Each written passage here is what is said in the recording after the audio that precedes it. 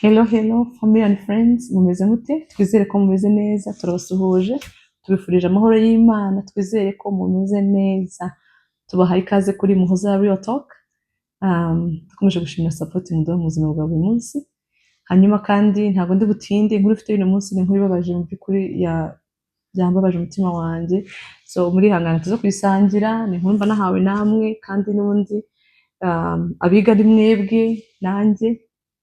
Rero mureke twumve ino nkuru. Inkuru uyu munsi ni inkuru yigisha. Inkuru yigisha ariko irababaje. Oh my God, irababaje. Umubyeyi yaciye mu bintu bikomeye. Aragira ati: nashakanye n'umugabo turakundana nta kibazo, dukora ubukwe. Dukundanye ibintu bimeze neza. Turangije gukundana, turimariya, tumaze kwimariya, Imana iradufasha iduha urubyaro, tubyara umwana w'umuhungu. Turangije kubyara umwana w'umuhungu, bumva ko habaye impundu nyinshi cyane. Nyinshi, ababyeyi baza guhemba, famiye iraza, ewana bibi birori. Uti kubera iki byabaye ibirori? Ati byabaye ibirori kubera ko mukuru we, umugabo we nyine, yari yarabyaye abakobwa 5, nta muhungu yagiraga. Rero babyaye agahungu, impundu ziravuga, iwabo kwa sebukwe baza guhemba. Ati ikintu gitangaje, umwana w'uruhinja adatabuka muhaye inka. Yaje kumureba. Ati bose baje, ati ibirori ari ibirori, ewana ibintu byashyushye.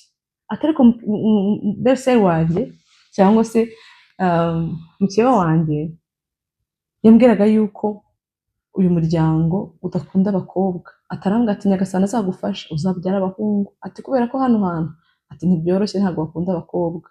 Ati byo bimbwiraga ngitwita umwana wa mbere. Avuga nti reka reka nibyo yadujya bakeba. Ati ubwo ibyo ntema arambwira ati reka reka umva ntashaka reka umva nyine bya nibyo bakeba. Ashaka kunyumvisha uko umuryango ari mubi. Ati ariko sinagize ikintu mubwira, ndabyumva ndaceceka ndabyihorera.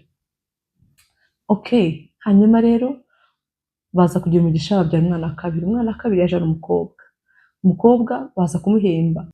Ati nicyo cyambwiye ko ibintu umukebe wanjye yambwiraga bishobora kuba bitandukanye n'ukuri, kubera ko umwana wanjye w'umukobwa baramuhembye, baraza ku bwinshi kandi baramwishimira.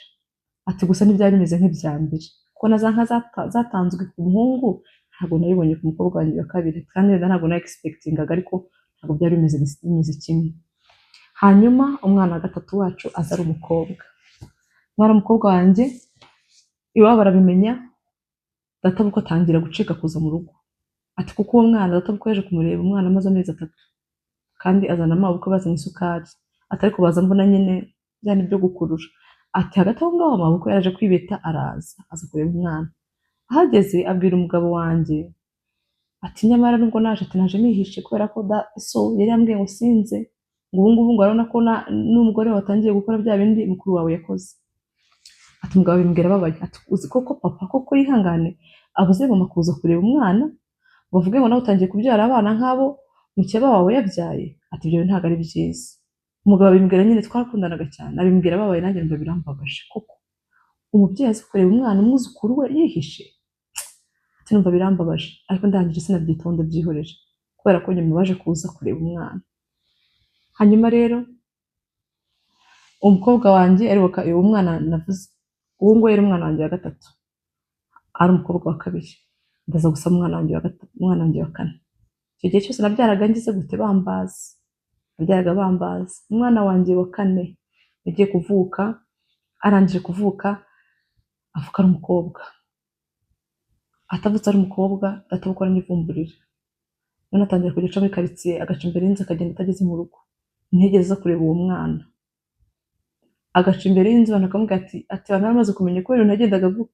Ati kubera ibintu yagendaga avuga hanze, abantu baramaze kumenya yuko atiyumvamo umwana wanjye, cyangwa se atatwiyumvaga kubera ko twabyaye abakobwa. Ati databukwe akajya aca imbere y'inzu ntagere mu rugo. Ati noneho ibyo bintu numva birambabaje. Avuga se habaye iki? Umwana wanjye wa 3 w'umukobwa mfite n'umuhungu, kubera iki databukwe behavinga kuriya?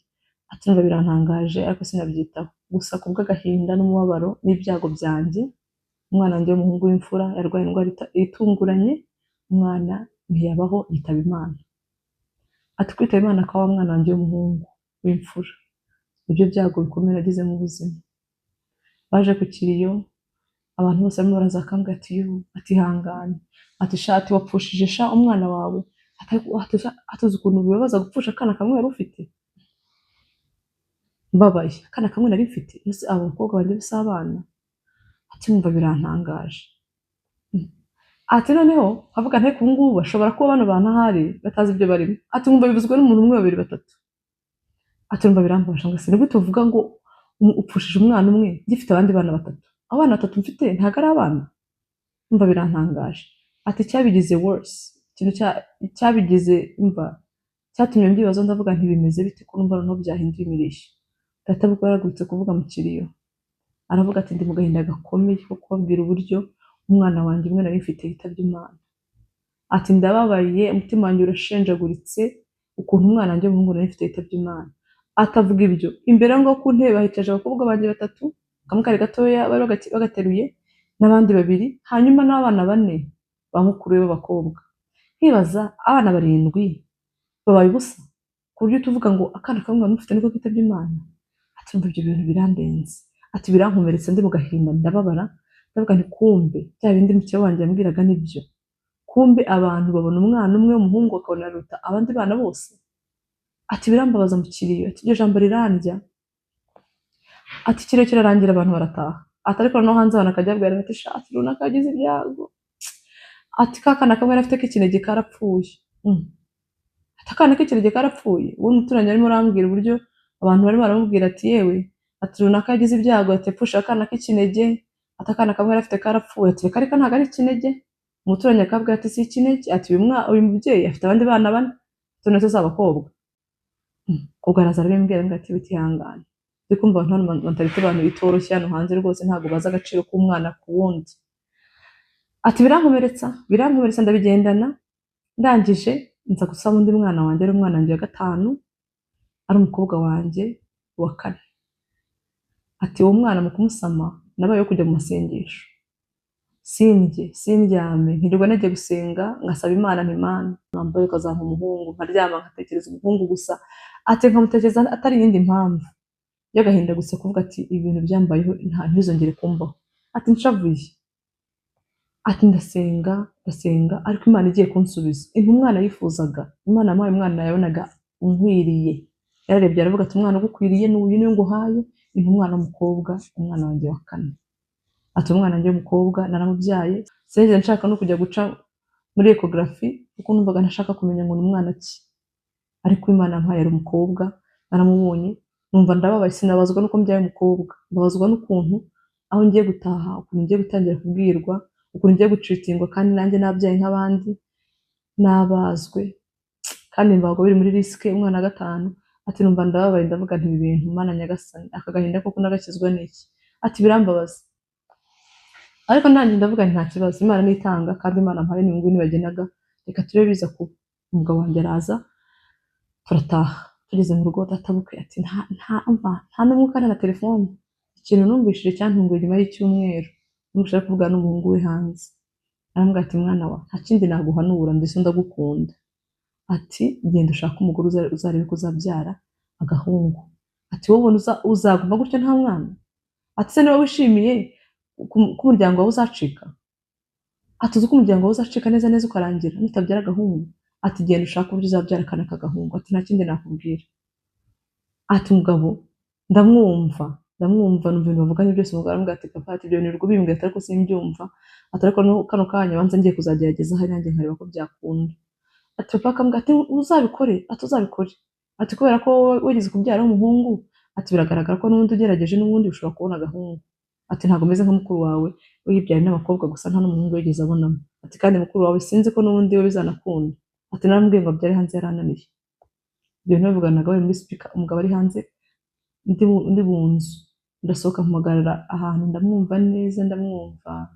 Ati numva ndumva, ndavuga ati numva ibintu birarangiye nta kindi nari ndindiriye. Ubwo ngubwo ibyo bintu byarangije kuba gutyo, numva ibintu byose birahindutse muri njyewe, ndavuga ntuko umugabo wanjye natangiye guhinduka, ndakumva ibintu bikomeye. Ati umugabo ntiyahagaritse, yatangiye kujya nabamubwira ntabwo sheri aho abakobwa Imana yaduhaye bacu, ati ubona batatunyuze? Akambwira ati baratunyuze cyane, atari kurya no kuvanga nabyo ni byiza. Ati mbona ko natangiye kugenda ahinduka, ukuntu yansubizaga, ukuntu amaga icyizere, ukuntu yanganirizaga, ati birahinduka, ntabwo sinongera kubyumva nkuko nabyumvaga.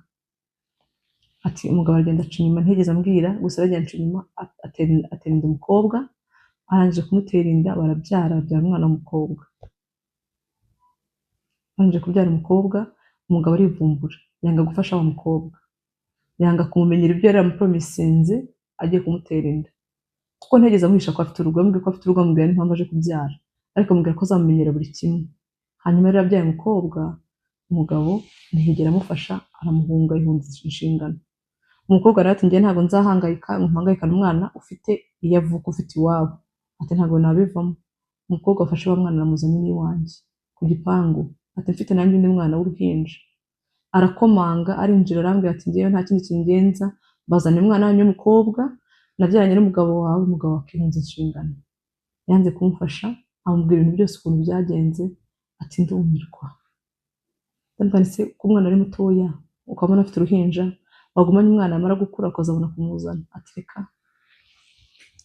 ati ngiye gushaka, nabonye umugabo uri seriye ushaka, kandi ntabwo nazamushyira umwana wirirwa umvuna ngo mfate umwana mushyire hejuru y'undi. Ati oya, ntabwo mbishaka. Ati uyu nguyu iwanjye naguma aha ngaha, ndagiye nanjye ngiye gushaka, muzagumana umwana wanyu nanjye nzagumana uwanjye. Ati ibintu birakomeje, muzagumana umwana wanjye nanjye nzagumana uwanjye, ese ushatse kuvuga iki? Ati nyine nzabyara undi mwana ahandi aho nzaba nshatse, ati ariko kuri uyu nguyu ni umugumane, nanjye aho nzashaka n'uwo nzabyara, ati uyu nguyu ni uwanyu. Ati mbega arambwira ati ntabwo sindi busubirane n'umwana. Umwana aramuntera, ndetse no kuvuga umwana ngo nibamujugunye, nari kwanga umwana se? Ati nguyu umwana aramuntera, wa mukobwa arasohoka aragenda. Ati narumiwe, nabonyeho umuntu ata umwana yabyaye agasohoka mu nzu akagenda, amusiga ngo arigendera. Ahamagara umugabo ati yewe ngwino urere umwana wawe, mubwira nyine ukuntu byagenze. Ati mbabaye. Ati umugabo arikanga, ati kumbe byabayeho? Ati nuko byagenze. Araza ansaba imbabazi, ambwira ko ari igititi cya se, ambwira ko ari push ya se, ambwira ko atabishakaga, arasobanura ibintu byinshi, ansaba imbabazi. Arambwira ati ikintu cyamutangaje n'ukuntu yagiye no hanze ntakabyara umukobwa, ati icyo cyarantangaje. Ati maze kumubwira umugabo nta kindi kintu yakoze, yarabyemeye, aravuga ati nta kibazo. Ubwo ariko nkuko byagenze, mbabarira turera n'abana bacu tugume hano ntabwo nzongera. Ati umugabo aratuza aguma mu rugo, ati umugabo tumeranye neza nta kibazo. Ariko ubu ngubu uyu mwana twaramureze tumurirana n'abanjye, ati nkabazwa n'ukuntu umuntu atajya aha umwana agaciro, umwana w'umukobwa, uburyo umuntu afata umwana w'umukobwa akamuhindura ikintu kidafite umumaro. Ati ariko ntabwo muzi yuko hari n'umuntu hanze wabuze n'urubyaro. Ati uzi ko hari umuntu wifuza n'ako kana k'agakobwa wakabuze, hari umuntu wifuza kuba Imana yamufungura inda akibaruka umwana we akabona umwana. Abandi bantu bararira abana, namwe muracyurira abababyaye. Ati ibyo bintu byarambabaje, na rero nkavuga nti isi koko nta muntu uzi, umubuze ngo ntamubonye ngo ni ingumba, umubyaye ngo abyara umukobwa, ubyara umuhungu akomerwa amashyi. Ati ibyo bintu nabonye ari ikintu gikomeye. Inkuru ye niyo ngiyo, nkuko twabibabwiye, twakira inkuru zigisha inama, inkuru zitangaje cyangwa ikintu cyose wumva wa sharing, ariko na message yigisha sosiyete turazakira cyane. Iyi nkuru niyo kwigisha, agira ati nyaboneka wikomeretse umubyeyi ngo ukora ko abyaye umwana w'umukobwa. Imana niyo igena icyo iguha, nta muntu uhitamo uwo abyara, Imana niyo ikugenera. Hanyuma yuko yakugeneye, ikugenera ikigukwiye, irakureba, iyo yakuremye, iyo iguha umwuka wo guhumeka, ikakugenera ikibona kigukwiye. Yarandebye Imana inyitegereje, ibona ko abakobwa aribo bankwiye, abari bingenera, nta ruhare nabigizemo, kandi ntabwo nshinja Imana ngo ukore icyo yampaye, Imana abonye aribo bankwiriye. Ati ariko nkuko tutazi future iri imbere, umwana wese n'umwana, icyo umwana w'umuhungu yagukora n'umukobwa yagikora, cyane cyane muri ino generation umwana w'umukobwa yakora ikintu kimwe n'icyo umuhungu yakora. Ntabwo ari byiza gufata umwana w'umukobwa ngo umunetralize, ngo ujye ubwira umubyeyi ko atabyaye, mujye mukomeretsa abantu. Ati nyaboneka twirinde gukomeretsanya, duha abana bose agaciro kimwe, kandi twibuke yuko umubyeyi wabyaye abakobwa nta ruhare bigizemo, abo ni Imana yagennye ko abyara. Kandi Imana ni umugisha ukomeye, rega nuko Imana igufungura inda, nkuko nabivuze haruguru, ni umugisha ukomeye cyane kubona umwana, kuko hari abamusengera bamubuze, hari abamwifuza batamufite. Mu gihe ufite umwana wese ni kimwe, icyo umwana umwe yagukora n'undi yagikora. Umugisha Imana guhera mu mwana w'umukobwa amuguhera no mu muhungu. Ati ariko tureke gucana, tureke gukomeretsa abantu, tureke kubwira abantu amagambo y'urucantege, tureke gukomeretsa abantu ngo tubabaze mu bintu batagizemo choice. Inkuru y'uno munsi niyo ngiyo nshuti. Ariko ikintu cyantangaje na recording hari indi mfite n'ubundi sisiteme imeze nka gutya. Nyagasani abaho umugisha, mwakoze kuza kumva inkuru yacu, muze kuza gutanga ibitekerezo uko mubyumva, uburyo twahindura sosiyete, uwo byabayeho, tuze kuza kuganira muri comment uko mubyumva. Ikindi ushaka gutanga igitekerezo cyangwa se inkuru yigisha ifite umumaro, nabwo ushobora kutwandikira inbox tukabiganira, kuko tubiganiriye umuntu uri kubicamo kano kanya amenya yuko nawe umuntu uri kubicamo kano kanya amenya ko n'undi nawe wagize ikibazo nk'iki. Umuntu uri kubicamo kano kanya amenya ko atari wenyine, akavuga ati burya abana b'abakobwa nabo ingirakamaro n'abahungu ni ingirakamaro, Imana niyo igena icyo yakugeneye nicyo cyo kigukwiye. Ibyo ngibyo n'undi muntu arabimenya, iyo message ikamukomeza. Ariko kandi nk'abantu b'abasirimu twese turi hano, nyabuneka reka nta mpamvu z'uko tujya ducira abandi bantu imanza ngo dukomeretse abantu mu bintu batagizemo uruhare. Inkuru yaciye munsi niyo ngiyo. Nyagasani abahe umugisha, ndabakunda cyane cyane cyane cyane. Mugire umunsi mwiza, abo ku manywa mugire amanywa meza. Tuzongera next time, ikintu muri bwerekeza amaboko cyose uyu munsi kize gutungana. Ndabakunda cyane, bye.